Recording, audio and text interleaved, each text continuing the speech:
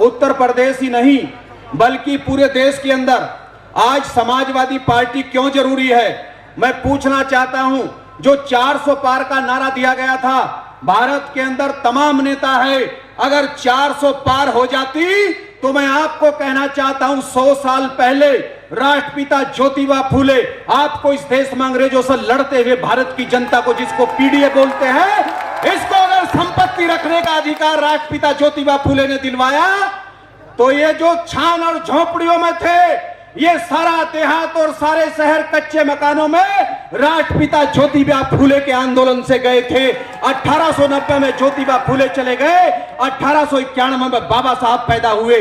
बाबा साहब डॉक्टर अंबेडकर ने ज्योतिबा फूले की किताब गुलामगिरी को पढ़ लिया 17 साल की उम्र में। उनके दिमाग में इतनी जल्दी थी कि अमेरिका की कोलंबिया यूनिवर्सिटी में, जो अंग्रेज भी अमेरिका में पीएचडी 8 साल में करते हैं, उस पीएचडी को उन्होंने 2.5 साल में पूरा किया, क्योंकि उनके दिमाग में जल्दी ये थी कि मैं भारत में जाऊं और जाकर के ज्योतिबा फूले ने जो इसमें लिखा है इसकी ग्राउंड तैयार करके भारत में एक असली आजादी का आंदोलन खड़ा करूं, और वो इस देश में आए। और उसकी बदौलत इस देश के अंदर हजारों सालों से 3000 से ज्यादा समय तक इस देश में जो लोग, जिनको पिछड़ों के नाम पर, जिनको भारत की तरक्की से जिनको महरूम रखा गया, जिनको इस देश में जंगलों में जाने के लिए मजबूर कर दिया आदिवासियों के नाम पर, जिनको लगभग 2000 जातियों को अछूत बना दिया गया, यानी भारत की 97% आवामी की आजादी का आंदोलन, भारत के एक सबसे बड़े जाट नेता जिनका नाम था, यमुनानगर से लेकर के लाहौर तक भी अगर जाओगे पाकिस्तान में,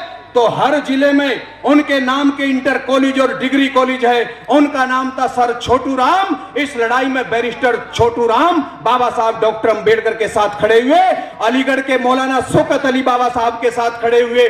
मैं किन किन नेताओं के नाम बताऊं भाइयों?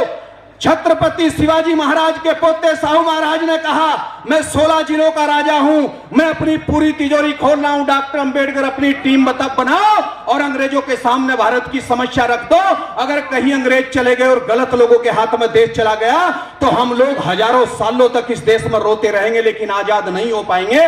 मेरे भाइयों, इस तरह से भारत के अंदर एक संविधान आया। ये जो जिद थी, चूंकि कुछ लोग ये कह रहे थे अंग्रेजों को जाने दो और कब्जा हमारा होने दो, हम बाद में देख लेंगे, लेकिन सर छोटू राम, बाबा साहब डॉक्टर अंबेडकर, बैरिस्टर जोगेंद्र नाथ मंडल, इस सारी टीम की ये जिद थी कि ये सारा लिखित में काम होगा।